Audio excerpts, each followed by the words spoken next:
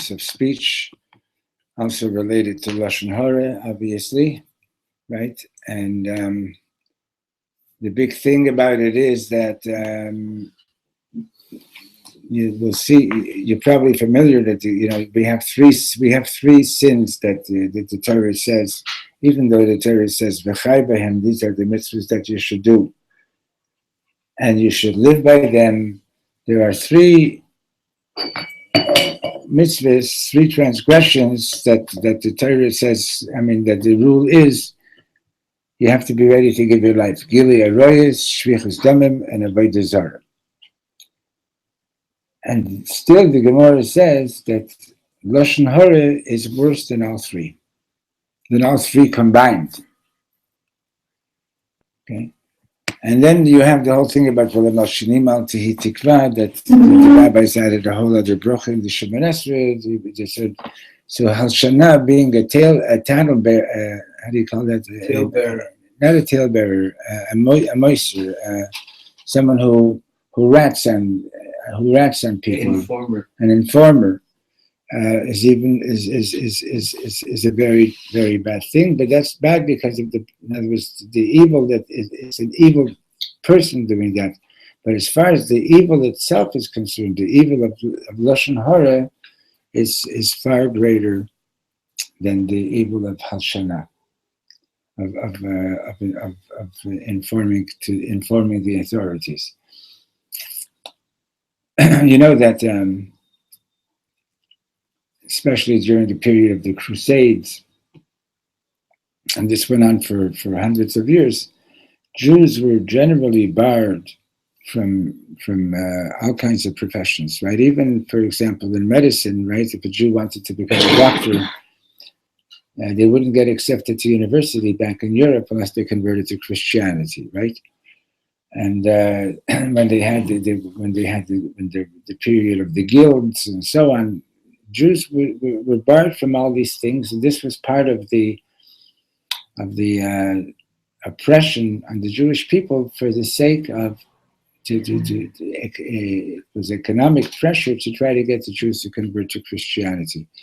Have you ever heard of the historian Cecil Roth? The historian Cecil Roth. Oh, sure. So he has a book called the Church and the Jews in the 13th century, or 13th century France, and he reports on a lot of these things. Well, basically, what that led to was that it was pretty much impossible for a Jew to make a living in quote unquote an honest way. Right. Because by law, you weren't allowed to do this, and you weren't allowed to do that, and you weren't allowed to do that. So we had to either be extremely creative and think of something that the governments didn't think of at all, right? Like, for example, I once was reading about this Jew that was making brushes, The government hadn't, in that country, they didn't know about making brushes, and so there wasn't a law against making brushes yet, for Jews. Either you had to find some kind of creative way to operate within the law, or you had to operate, so to speak, under the table. And there was a serious problem with informers, particularly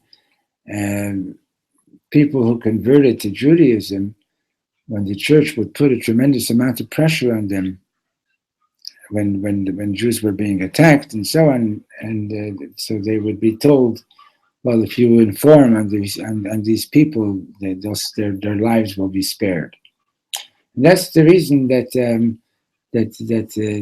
as a people we became far more suspicious of people coming to convert back in Europe in particular, because we were worried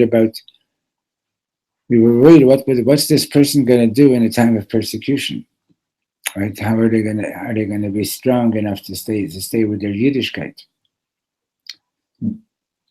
So that was just aside. But the last week's parsha, we have the story with Miriam and Aaron speaking about Moshe Rabbeinu.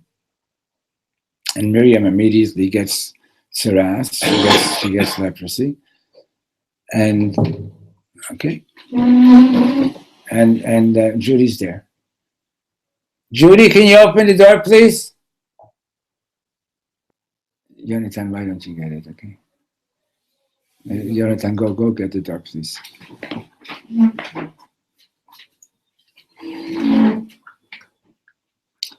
A younger man ist a younger man.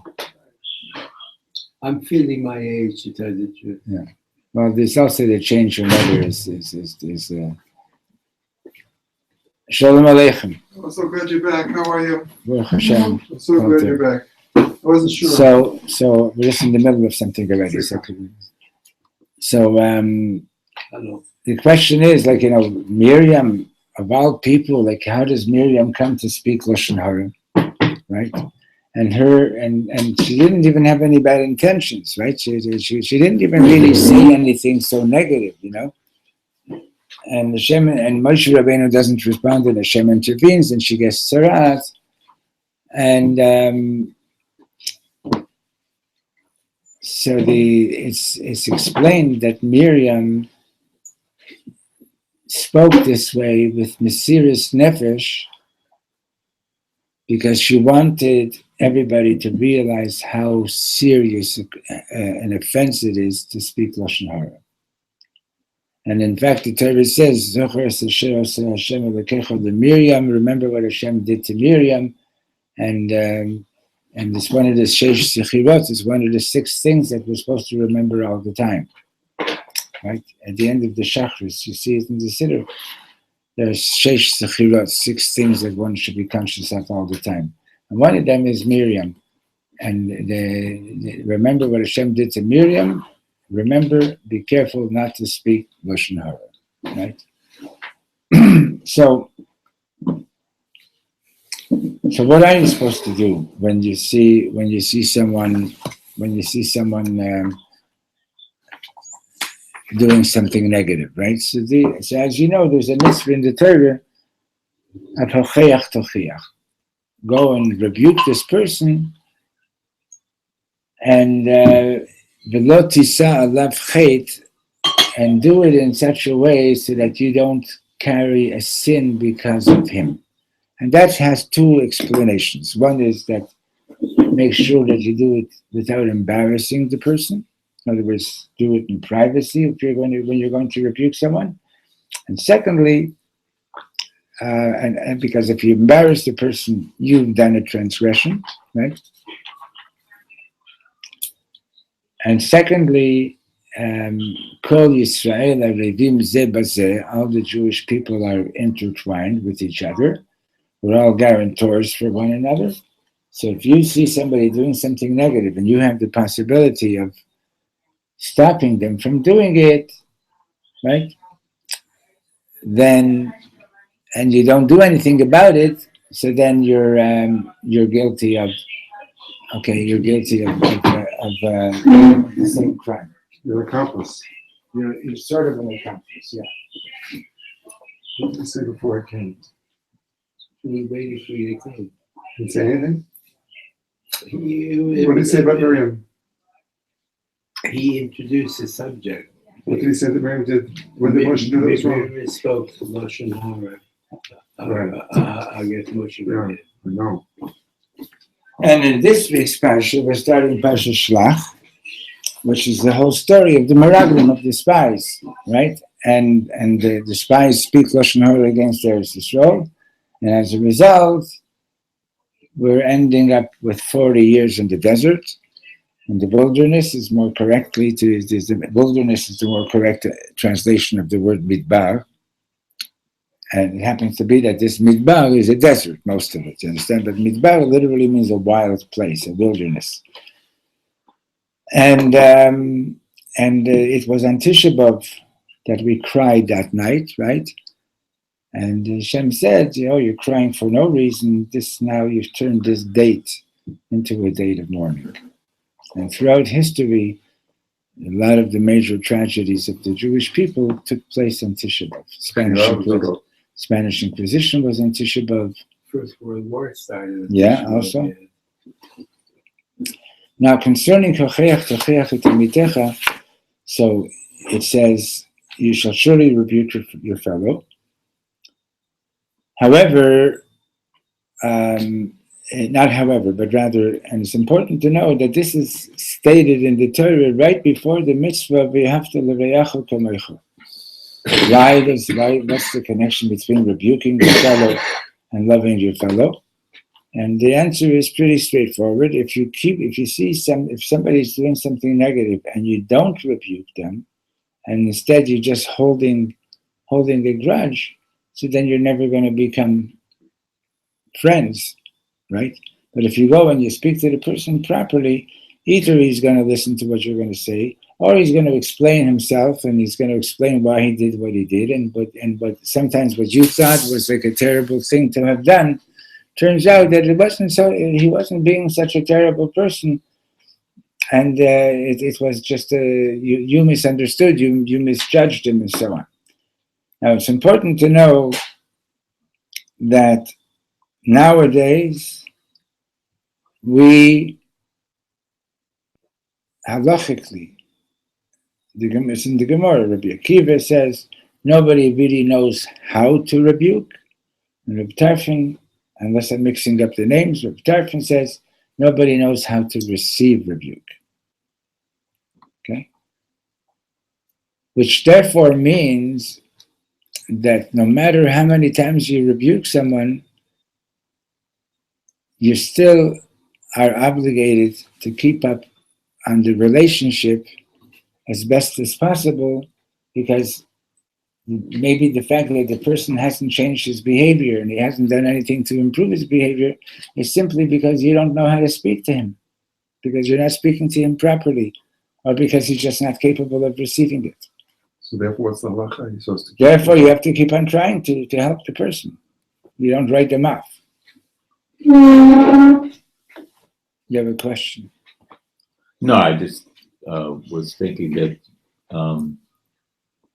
you're not supposed to rebuke someone if you think it's not going to do any good. Definitely, so yes. It puts you in a tight place. Right. You shouldn't. It's true. In other words, So it contradicts that. No, it doesn't contradict Almost. it. It doesn't. It does. Right. It doesn't contradict it at all. We'll see this in the texts that we're learning.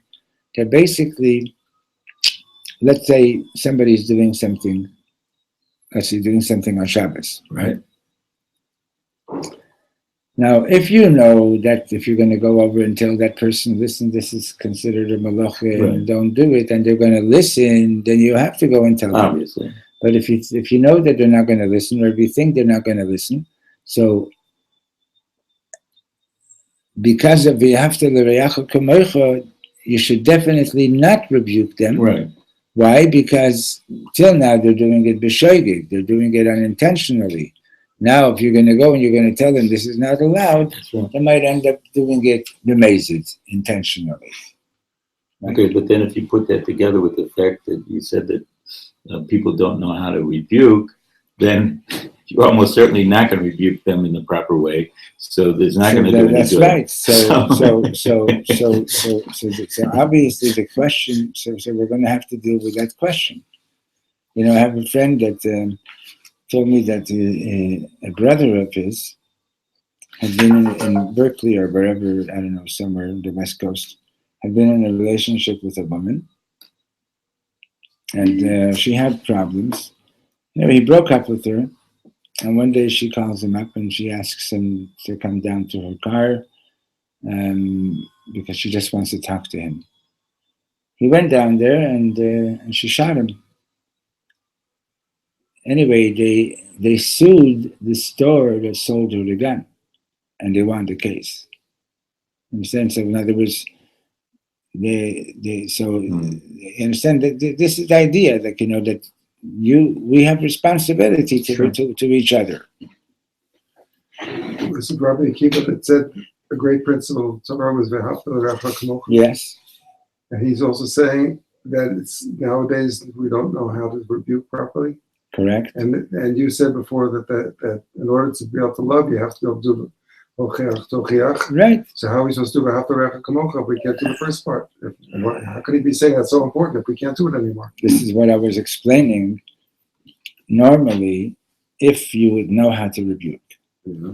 And people would know how to receive rebuke. Yeah. And somebody's going ahead and doing something in violation against society or some mitzvah, Right. and you've rebuked him, and he still continues to do it, so you can sort of keep a distance from that person. You understand? You've done your obligation. You don't have to. You don't have to keep on working with that guy. You should still do the even though you don't know. He says you don't know how to do it. You should still do it.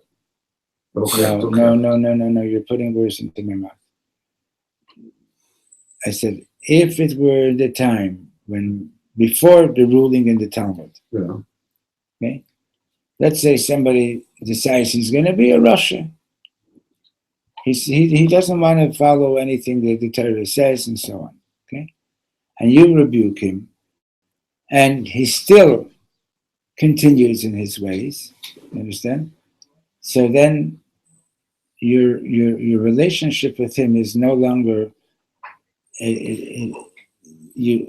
the obligations of the Ahavta l'Reacha Kamocha change as a result. That's them. What about now? I'm getting there. Okay? But now that you don't know how to rebuke and people don't know how to receive rebuke, you have to love him just as much, even if you rebuked him and he still doesn't change his ways, he still continues in his bad ways. You still have to love this person, because it's either that you don't know how to rebuke or he doesn't know how to receive rebuke, and therefore we're not off the hook in our responsibility to these people. We still have to rebuke. Is that still in effect? No. Is that still in effect? That part of the pasuk. I heard it. We're going to see those details as we go along. Okay. Yes, when it's possible. Yeah.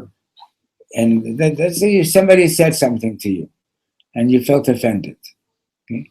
And you're not able to just chuck it off you. You understand? You're not able to, it's really eating away at you.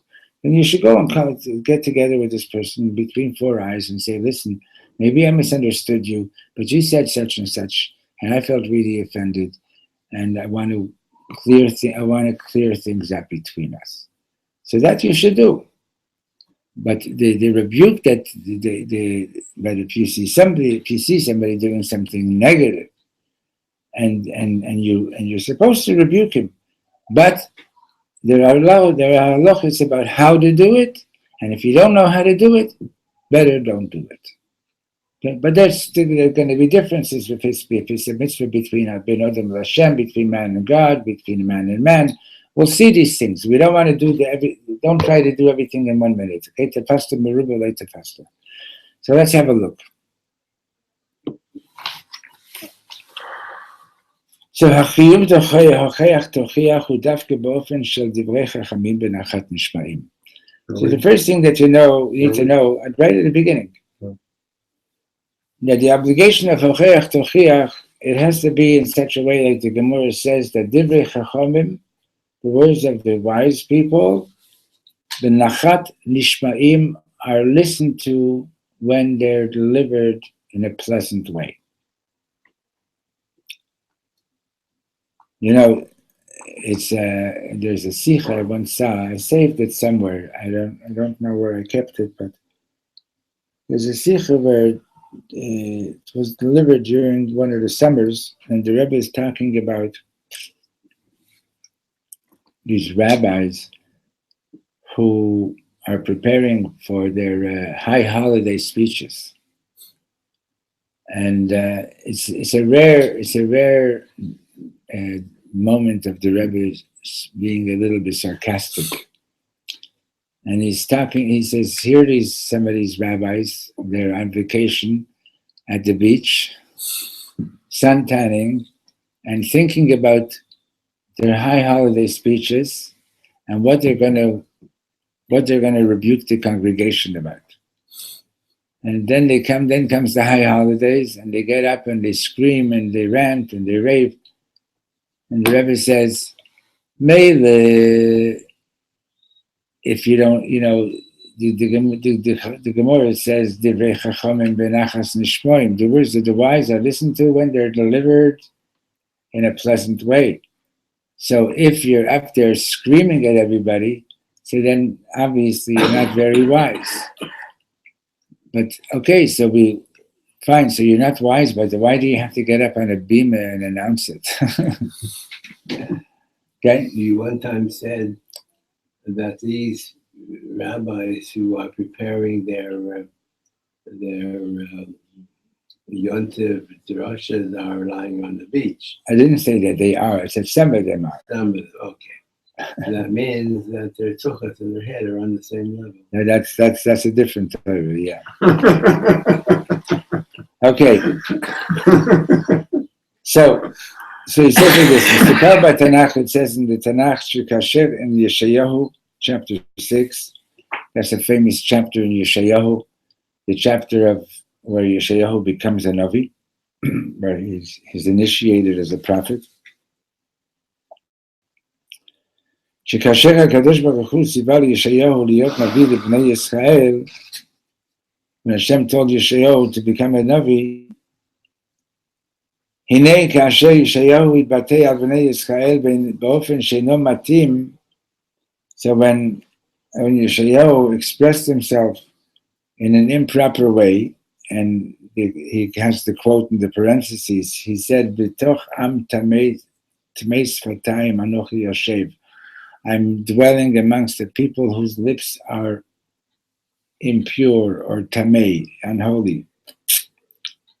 So what happened? Ne'enash v'kibel psak, take it, and Miyad, the Rebbeinu Shalom gave him a psak, like he cut him off right away. And what happened? Vaya'af echad min haskafim. So one of the fiery angels flew towards Yeshayahu, b'yodo yitzpa b'melkachayim lakach mi'al ha'mizbeach, and he had a burning coal that he was holding in his tongues. Is that what you call it? Like tongues. Yeah. That he had taken from the altar, and he approached Yeshayahu, and he touched him on the lips with that coal. Okay. So he got a psak right away, like he said lashon hara against the people. Hashem, like mamish, had his mouth or his lips burned. Wow. So bizarre. And this happened, afal pi, even though Sha'atoar habilti ratzui, even though this undesirable description of the people, Shama Yeshayahu Hanavi al Bnei Yisrael, that Yeshayahu had verbalized against the children of Israel, so even though that lo ne'emar b'rabim chas v'shalom, it was not stated in public, right? It was not said in public. It was just, he said it between himself and God. And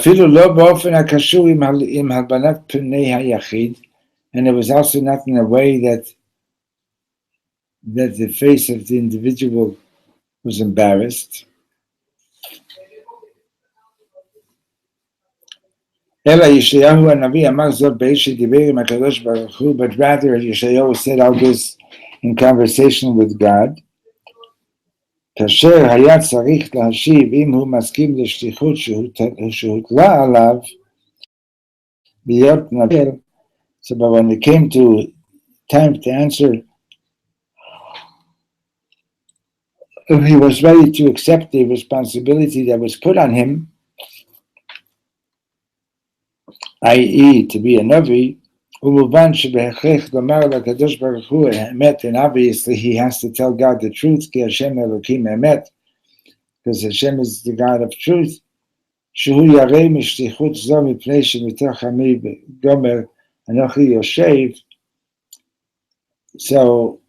he was afraid to go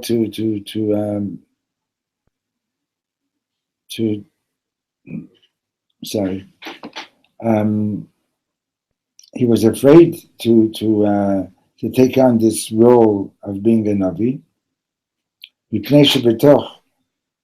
because he's living amongst people who are fairly impure.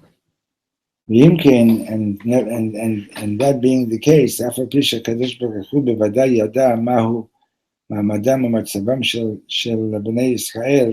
Hashem surely knew the status of the Jewish people, because God sees into the heart.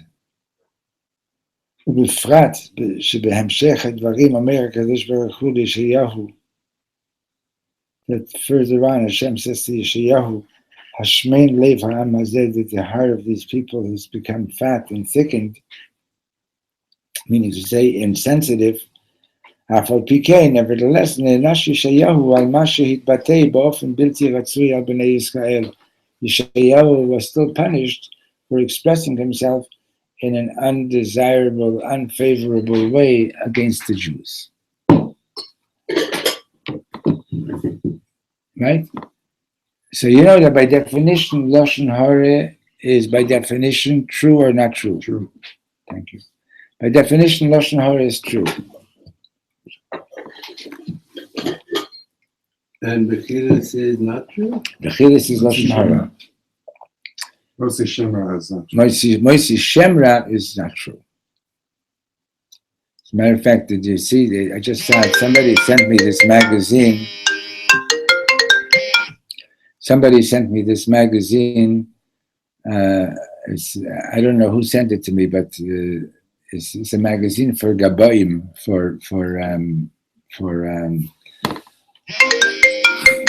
a second. Gita, I'll call you back. I'm in the middle of a shir, okay? I will call you back.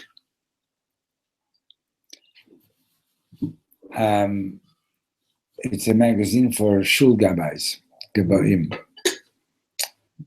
So I saw that one of the articles there is this gabbai sued. I don't know if you've ever seen this. I hope that you've never seen it. But some people come to shul, and Chaim Yankel wants to get a certain aliyah on a certain Shabbos, right? And there's halachas about how to dish out the aliyah, and sometimes the gabbai can't give everybody what he wants. Okay? And sometimes, the guy wants stavka shlishi, and some shuls shlishi is considered to be the most honorable aliyah, and some shuls it's considered shishi. And the gabbai gives it to somebody else that this guy doesn't like. It becomes a whole fight. Anyway, and the insults go flying, right? Anyway, this gabbai sued one of the people in his shul for the insults that he subjected him to, and the guy was fined 20,000 shekels in court. So it was a big den. No, it was a Beit Din Mechuzi. Yeah, it was a. In other words, Israel? yeah, here in Israel. It was a civil not the rabbinic court. I imagine. Doesn't matter. Whichever best than it was, he was fined to pay damages. Okay. In other words, it's people would be a lot more careful about how they talk if they know that there are consequences. Okay. And it's I've seen these things happen in shul, and some people they take offense. I used to daven in the shtibel in Montreal, and they were just about all the adults there had numbers on their arms. They were all survivors. And I'll tell you why I'm mentioning that. But in any case, every so often it would happen that somebody didn't get an aliyah or didn't get a kibbud that he was hoping to get, and it was fireworks between that person and the gabbai and so on, and like mamish fireworks. And I didn't initially understand. So you didn't get that aliyah. So for that, you're blowing up like crazy, like an explosion. And then I realized these people have numbers on their arms, and they were subjected to a lot of humiliation. So it's very possible that every time that a small, slight humiliation occurred, that they what do you call it? That it triggered a whole memory of humiliation. You know what I mean? In any case, so yesterday we were learning about Aaron HaKohen, right, in the Parsha. And if you remember, we learned this last year. If you were here when we learned it last year, so Rashi says that Hashem is comforting Aaron and telling him that your portion, we spoke about it on Thursday. You remember, Jonathan? Your portion is greater than the portion of the Nesiim who did the inauguration of the Mizbeach. And Rashi says, then it says, Vayas Ken Aaron. Aaron did as he was told in the lighting of the candles. And Rashi says that the Torah is praising him shalosh shina, that he didn't change. And all the commentators are asking, so what did you expect? You expected Aaron Cohen to change anything? And one of the commentaries that Reb Shlomo used to give was that when a Jew came, let's say, here comes a Yid with a korban chatas. A person's bringing an animal for a sin offering. And he's meeting up with Aaron HaKohen. So how do you think Aaron HaKohen would speak to this man? Do you think he would tell him, oh man, you're disgusting. Look at the terrible things that you're doing. You better do tshuva. So says Reb Shlomo, shalosh shina. Aaron HaKohen didn't try to change the person. What he did was he helped the person get back in touch with his true essence. That basically he's a neshama. And when you're in touch with your neshama, nobody has to tell you don't do something bad. You yourself already know don't do something negative, right? Because you're in touch with your neshama. When does a person do a transgression? It's also from not yesterday's parsha, but from the week before. He says, the Gemara says over there, Ein Adam chotei ela im ken nichnas bo ruach shtut. A person doesn't transgress unless he first was possessed by a spirit of folly, Folly, right? What's the spirit of folly? The spirit of folly is that the person thinks, oh, I can go into this bubble for 5 minutes and do my transgression, and nothing is going to change. Everything will be fine. I'll come out. I'll be the same person, and so on. But that's the ruach shtut.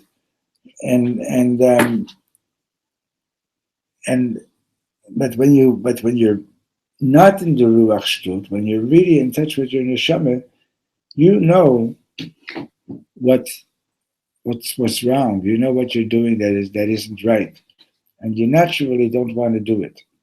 So Aaron HaKohen would put people back in touch with their essence neshama, and when that happened, they realized that they need to do tshuva. I think this might be one of a key in how to do hocheach tocheach. I think maybe you. And why do you think I mentioned it? So good, you're on the ball. Okay. So what the Rebbe is pointing out over here, this is, by the way, from a Sikha of the Lubavitcher Rebbe, which we're reading today. So all we did was, so Yeshayahu was talking with God, right? And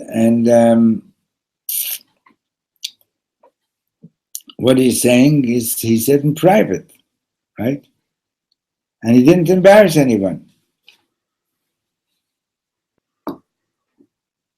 So we're in the third line of the second paragraph, the second word. Ela, Yeshayahu Hanavi Amar Zot Be'ed Shediber Im HaKadosh Baruch Hu. Yeshayahu said this while he was talking to God. כאשר היה צריך להשיב אם הוא מסכים לשליחות שהוטלה עליו, what he needed to do was Hashem was asking him, do you want to be my shaliach? And his job then was, the whole issue to be p.1, and obviously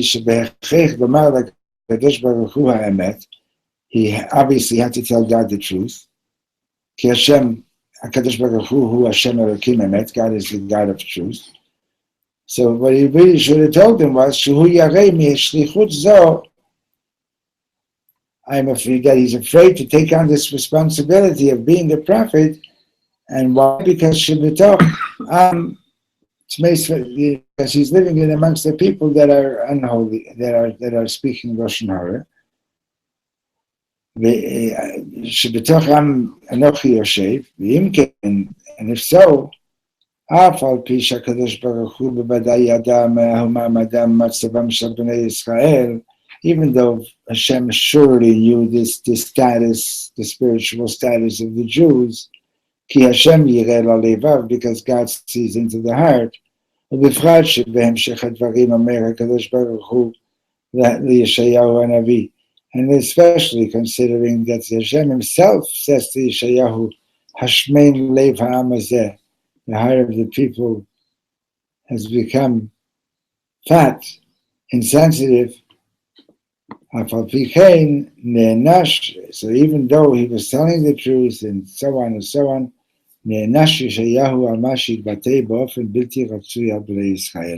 Yeshayahu was punished for expressing himself in an undesirable fashion against the Jews. If I understand you correctly, you're saying the distinction is not, he could have said, I fear. He didn't have to add why. He could have said, I'm afraid to take on this calling because it's going to be very difficult. He didn't have to say. He didn't have to say the negative thing. The negative thing about the people. Right. Could have said his feeling. He could have just said what his fears were and so on, but he didn't have to say the fear. How would he say the fear without saying? He could have said, "I'm afraid to do it." Without just like that. Specifying. Just without specifying why. Listen, to be a Navi, now don't forget Yeshayahu. Do you know who Yeshayahu was? He was first cousins with the king.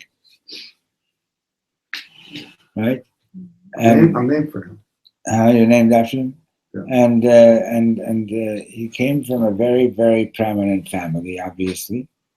Right?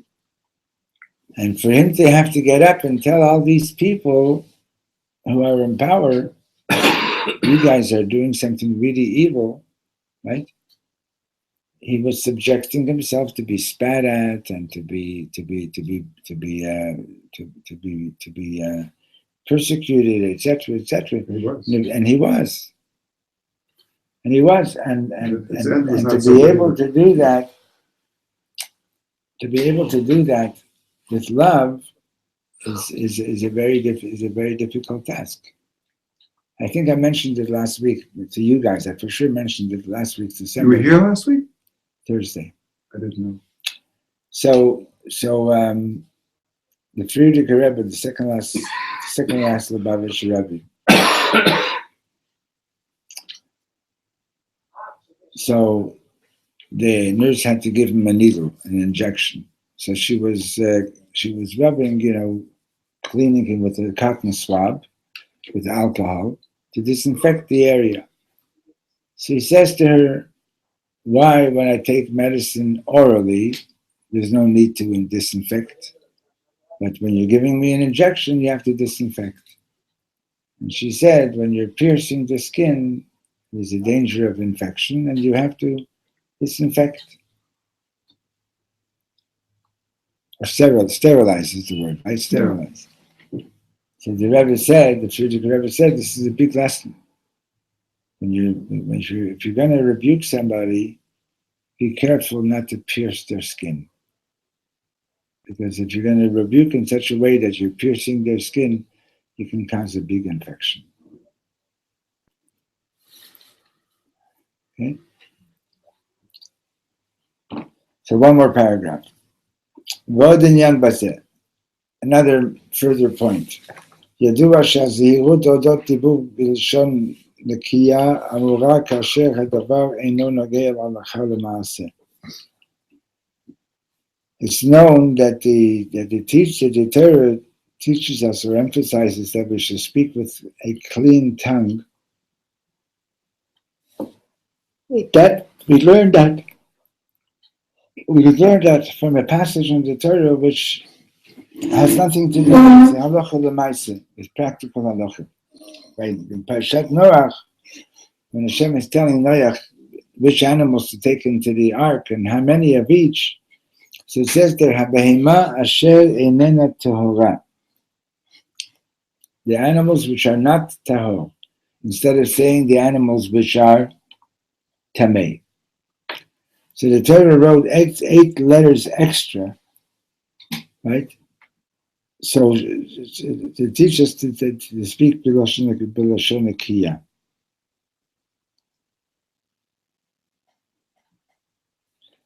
Okay, so שלשון זה נאמר קודם מתן תורה, כאשר הדבר לא היה נוגע לאיסור אכילה, and there was no issue yet on what you're allowed to eat or what you're not allowed to eat before Matan Torah. כיוצא בזה.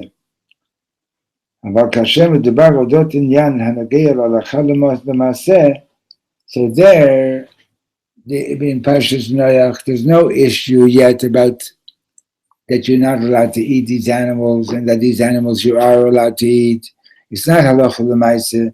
So there the Torah says, "Umina behema asher einena tahora." And from the animals which are not tahor, you should take 2 of each, right?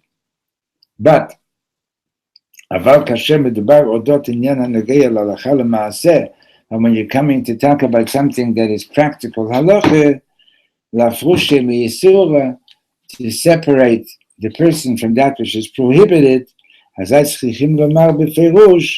then the Torah tells us that you have to speak clearly. You have to speak clearly and identify which is tamei and which is tahor. So that people should know clearly what they need to be careful of. So this is already an indication, and hopefully we'll get to look at this also.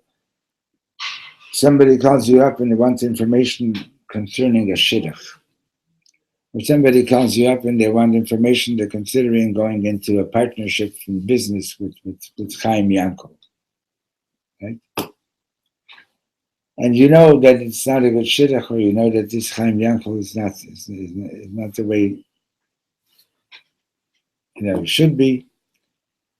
And other people who have done business with him in the past have gotten burned and so on. So now comes Moshe Lin, he wants to know, what's your opinion? Should he go into business with Chaim Yankel? So what's the halacha? You have to tell him. But there are conditions as to how to go about it. But if there, you understand, so that's already halacha l'maaseh. You got to make sure that this person doesn't get into trouble. Right? I understand that happened to me. And somebody warned me and I didn't listen and I got burned very badly. Very, very badly. So when it comes to halacha l'maaseh, you understand, so you got to speak clearly. But if it's not halacha l'maaseh, and you don't have to say that this animal is tamei, it's enough to say it's not tahor, right? Even those more words or more letters still go with the